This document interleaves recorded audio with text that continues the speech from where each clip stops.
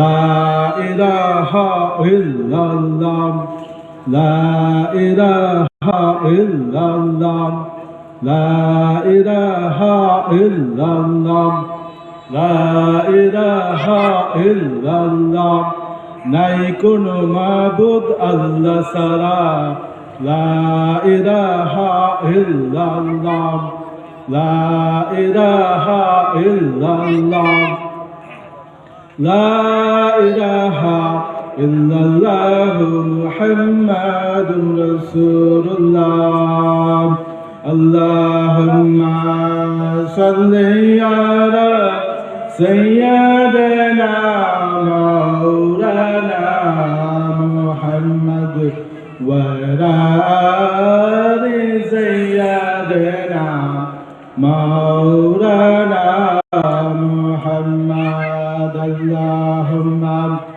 সাল্লি আলা সাইয়্যিদিনা মাওলানা মুহাম্মদ ওয়া আলি সাইয়্যিদিনা মাওলানা মুহাম্মদ নূর নবীজির আগমনে আনন্দিত সবার মনে খুশি হইল রাত্র দিনে মুহাম্মাদুর রাসূলুল্লাহ আল্লাহুম্মা সাল্লি আলা সাইয়্যিদিনা মাওলানা মুহাম্মদ ওয়া আলি সাইয়্যিদিনা মাওলানা মুহাম্মদ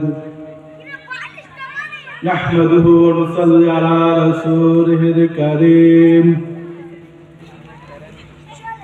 সমস্ত প্রশংসা আল্লাহ রাব্বুল আলামিনের জন্য, যে আল্লাহ রাব্বুল আলামিন আমাদেরকে অদ্য তারিখে পশ্চিম নিকলি পুকুরপাড় কবরস্থানের কবরবাসীদের আত্মার মাগফিরাত কামনায় ওয়াজ ও ইরশাদের সওয়াব সুন্নি ইসলামী মহাসম্মেলনে আসার বসার তৌফিক দান করেছেন। সবাই অন্তরের অন্তঃস্থল হতে জবান করে আল্লাহ রাব্বুল আলামিনের শুকরিয়া আদায় করি। সবাই বলুন আলহামদুলিল্লাহ। আজকে আমাদের পাশে কবরবাসীদের স্মরণে, পুকুর পাড় কবরস্থানের কবরবাসীদের স্মরণে, শুধু পুকুর পাড় নয়, যেখানেই শুয়ে আছে ইমানদার মুসলমান সকল কবরবাসীদের স্মরণে আজকের এই মাহফিল ইরশাদের সওয়াবের মাহফিল সুন্নি ইসলামী মহাসম্মেলন। আমরা হচ্ছে আর আমরা স্মরণ করতেছি কবরবাসীদের জন্য। একদিন আমাদেরকে যেতে হবে কবর জগতে। আমরা কোথায় ছিলাম, কোথায় এসেছি, কোথায় যাব? প্রত্যেককে মৃত্যুর স্বাদ বরণ করতে হবে।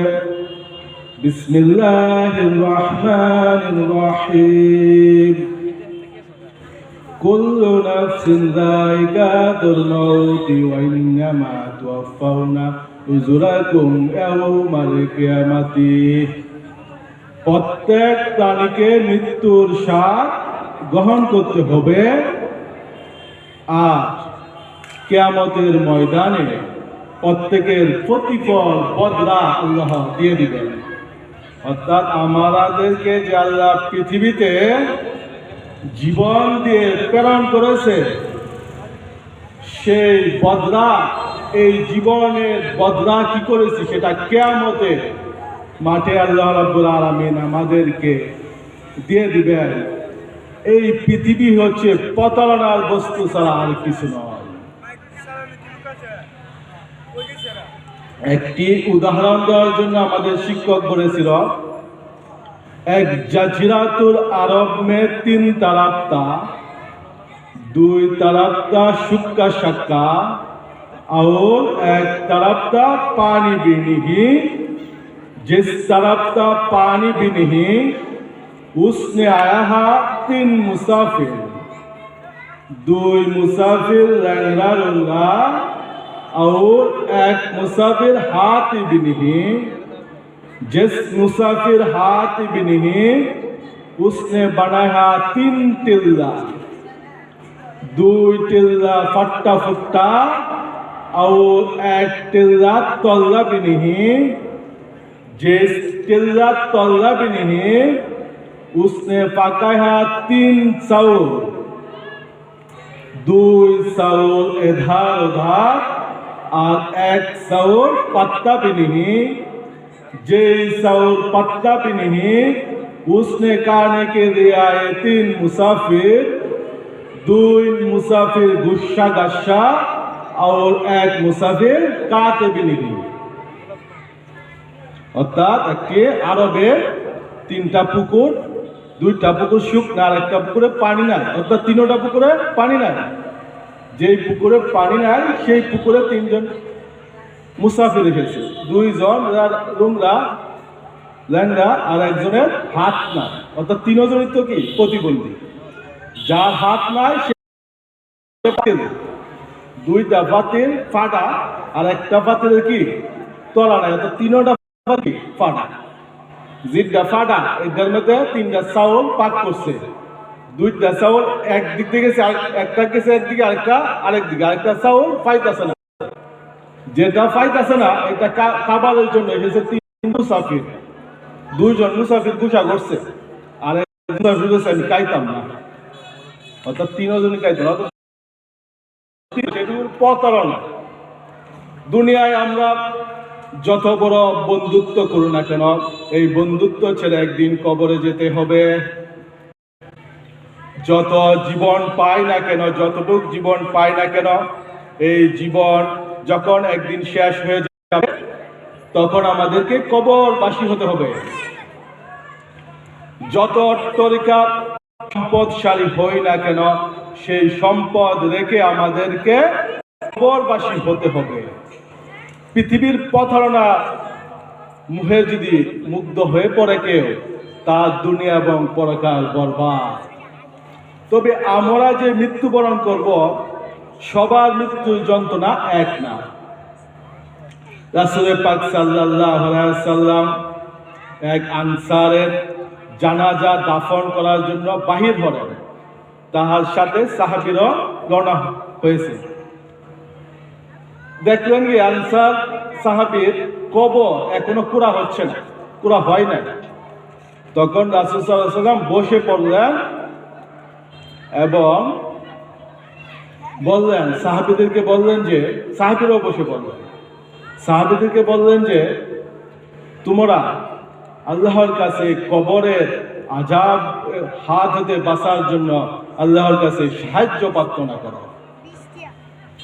যখন কোনো ঈমানদার ব্যক্তির মৃত্যুর সময় উপস্থিত হয়ে যায়, ঈমানদার ব্যক্তি যখন কোনো ঈমানদার ব্যক্তির মৃত্যুর সময় উপস্থিত হয়ে যায়, সেই ঈমানদার ব্যক্তি দেখতে পায় আকাশ হতে অসংখ্য ফেরেশতা নাজিল হয়েছে, সূর্যের মতো চেহারা, যাদের চেহারা সূর্যের মতো, পোশাক দবে সাদা, তারা নিয়ে এসেছে সাথে বেহেশতি পোশাক, বেহেশতি সুবাস নিয়ে এসেছে। তারা ঈমানদার ব্যক্তি ততক্ষণ দেখতে পায় যতক্ষণ আত্মা দেহের মধ্যে থাকে। আর মালাকুল মউত আজরাইল আলাইহিস সালাম ঈমানদার ব্যক্তির মাথার কাছে এসে বসে বলে ইয়া আইয়ুহান নাসু তাইবাতু উখরুজি ইলা মাগফিরাতাম মিনাল্লাহি ওয়া রিদওয়ান। হে পবিত্র আত্মা, হে আত্মার পবিত্র অর্জনকারী, তুমি আল্লাহর মাগফিরাতের দিকে, আল্লাহর ক্ষমার দিকে বাহির হয়ে আসো। ঈমানদার ব্যক্তি যখন আল্লাহর পক্ষ হতে মাগফিরাত, ক্ষমা, সুসংবাদ শুনবে, তখন এমনভাবে বাহির হয়ে আসে যেমন পাত্র হতে পানি বাহির হতে যেমন পানির কোনো কষ্ট হয় না, তেমন ঈমানদার ব্যক্তির আত্মা দেহতে বাহির হতে কোনো কষ্ট হয় না। সবাই বলুন আল্লাহুম্মা সাল্লি আলা সাইয়্যিদিনা মাওলানা মুহাম্মদ ওয়া আলা আলি সাইয়্যিদিনা মাওলানা মুহাম্মদ কালিমাতে বাগ আরশে আজমেরিকা বামেতে মুহাম্মদ আকা বন্ধুর পাশে বন্ধু বসা কারিমাতে আছে প্রমাণ আল্লাহুম্মা সাল্লি আলা সাইয়্যিদিনা মাওলানা মুহাম্মদ ওয়া আলা মাওলানা মুহাম্মদ। যখন ইমানদার ব্যক্তির আত্মা বাহির হয়ে আসে তখন সাথে সাথে ফেরেশতারা ধরে তাকে বেহেশতের পোশাক পরিধান করে দেয়, তাকে বেহেশতের সুবাস ছিটিয়ে দেওয়া হয়, তাকে এমন গ্লান বাহির হয় যে গ্লান পৃথিবীতে কেউ শুনে নাই, দেখে নাই, কল্পনা করে নাই। এমন গ্লান সেই ইমানদার ব্যক্তির শরীর হতে বাহির হয়। তখন ফেরেশতারা ইমানদার ব্যক্তিকে মারহাবা মারহাবা বলতে বলতে আসমানের দিকে রওনা হয়। আসমানের দিকে রওনা হয়ে প্রথম আসমানে গিয়ে পৌঁছে। প্রথম আসমানে গিয়ে যখন পৌঁছে তখন প্রথম আসমানের দরজা করে দেওয়ার জন্য বলা হয়। তখন বলে, সে কে? কাকে তোমরা নিয়ে এসেছো? তখন বলা হয় সাথে ফেরেশতারা বলে, অমুকের পুত্র অমুক। পুত্র যদি ডাক্তার হয়, ম্যাজিস্ট্রেট হয়, পুত্র যদি বিশাল কিছু হয়, পিতার গর্ব আছে না? তখন ফেরেশতারা বলবে, পিতার নাম সম্বোধন করে বলবে, অমুকের পুত্র অমুক। তাইলে পিতার গর্ব অনেক না? তো পিতা যদি গর্বশীল হতে হয়, পরকালে যদি পিতার সম্মান রাখতে হয়, পিতা মাতাকে অবশ্যই সন্তানদেরকে দ্বীনি শিক্ষা দেওয়া কর্তব্য। পিতা মাতা সন্তানদেরকে দ্বীনি শিক্ষা দেবে, তারপরে আপনি দুনিয়াবি শিক্ষা দেন, সমস্যা নাই। কিন্তু ইসলামকে বোঝার মতো, কোরআন হাদিস বোঝার মতো, কোরআন পড়ার মতো দ্বীনি শিক্ষা সন্তানকে দিতে হবে। তাহলে আপনার মর্যাদা, পিতার মর্যাদা পরকালে পাবে। ফেরেশতারা বলবে, অমুকের পুত্র অমুক। এমন ভাবে মারহাবা দিতে প্রথম আসমান, দ্বিতীয়, চৌথ আসমান, সপ্তম আসমানে নিয়ে যাওয়া হবে। তখন আল্লাহ বলবে, উক্তুবু কিতাবা ফি ইলাল আরদি ফাইন্নি মিনহা তারাকতাহুম ওয়া ফিহা উইদুহুম ওয়া মিনহা উখরিজুহুম তারাতান উখরা। আমার প্রিয় বান্দার নামটুকু ইল্লিন দফতরে বেহেশতের কাতার মধ্যে লিপিবদ্ধ করে দাও, আর তাকে দুনিয়াতে নিয়ে যাও, পৃথিবীতে নিয়ে যাও। কারণ আমি তাকে মাটি হতে সৃষ্টি করেছি, আবার মাটিতে রেখে দেব, আবার মাটি হতে তাকে উত্তরণ করিব। সবাই বলুন আল্লাহুম্মা সাল্লি আলা সাইয়্যিদিনা মাওলানা মুহাম্মদ ওয়া আলা আলি সাইয়্যিদিনা মাওলানা মুহাম্মদ। যখন পৃথিবীতে দুনিয়াতে রাখা হয়, কবরে রাখা হয়, তখন ফেরেশতারা আসে, এসে বলে, মান রব্বুকা, তোমার প্রভুকে? সে বলে, রব্বি আল্লাহ, আমার প্রভু আল্লাহ। মা দিনুকা, তোমার ধর্ম কি? বলে, আমার ধর্ম হচ্ছে ইসলাম। বলে, মাহাজাল রাজুল আল্লাযী বুইস্তু ফীকুম, এই ব্যক্তিকে যাকে তোমাদের কাছে পাঠানো হয়েছিল? ইমানদার ব্যক্তি বলবে, সে হচ্ছে আমাদের প্রিয় নবী হযরত মুহাম্মদ সাল্লাল্লাহু আলাইহি ওয়াসাল্লাম। তখন আসমান হতে একজন আহ্বানকারী ঘোষণা করবে, সে ব্যক্তি আমার বান্দা সঠিক বলেছে, তার কবরখানা জান্নাতের বিছানা বিছিয়ে দাও, তার কবরখানা প্রশস্ত করে দাও, তার কবরে জান্নাতের দরজা তার কবরের দিকে খুলে দাও। ইমানদার ব্যক্তির কবরখানা প্রশস্ত করা হবে। কতটুকু প্রশস্ত? যতটুকু সে চোখে দেখতে পায় ততটুকু ইমানদার বান্দার কবরখানা প্রশস্ত করে দেওয়া হবে। তাকে বেহেশতের সুসংবাদ দেওয়া হবে। একজন সুন্দর পুরুষ তার কাছে আবির্ভাব হবে। তখন বলবে, সে বেহেশতের সুসংবাদ দিবে, বলবে, আমাকে তুমি চিনতে পারো না, আমি হচ্ছে তোমার নেক আমল, তুমি যে পৃথিবীতে নেক আমল করেছো, আমি হচ্ছে সেই নেক আমল।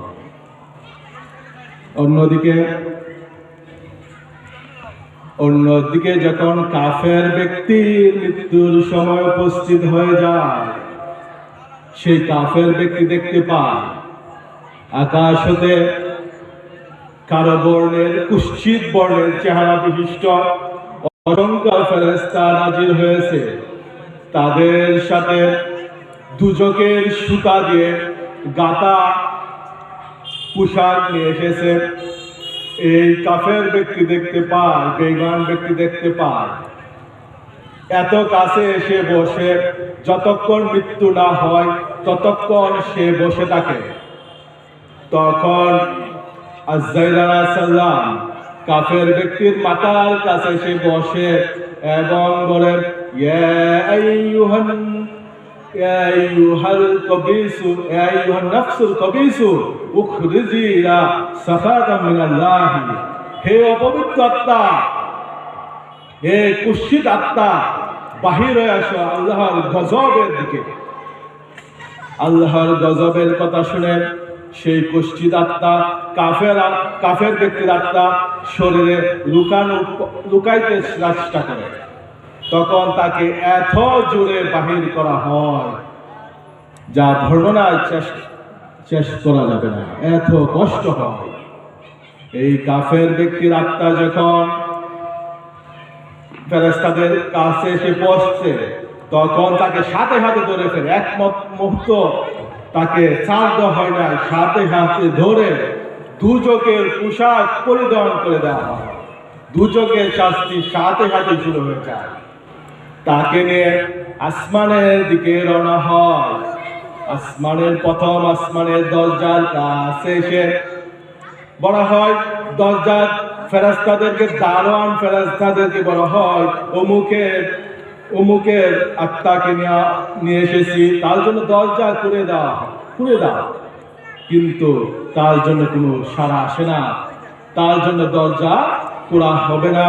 তাকে সেই প্রথম আসমানের নিচ হতে তাকে আর সপ্তম আসমানে নেওয়া হবে না, তাকে প্রথম আসমানের নিচ হতে পৃথিবীতে নিক্ষেপ করা হবে। প্রথম আসমানের হতে তাকে পৃথিবীতে নিক্ষেপ করা হবে, আর তার নামটুকু জান্নাতের দফতরে লিপিবদ্ধ করে দেওয়া হবে। তাকে যখন পৃথিবীতে নিক্ষেপ করা হবে, সেই কাফের ব্যক্তি যখন কবরে আসবে, তাকেও তিনটি প্রশ্ন করা হবে, তোমার প্রভুকে? সে বলবে, আমি জানি না। আমাদের প্রভু আল্লাহ। আমাদের প্রভুকে? আল্লাহ। কিন্তু কাফের ব্যক্তি বলবে, সে আমি জানি না।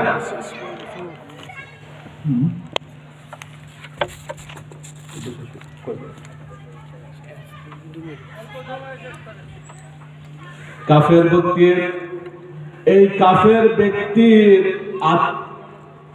ব্যক্তি যখন কবরে আসবে, সে কোনো প্রশ্নের উত্তর দিতে পারবে না।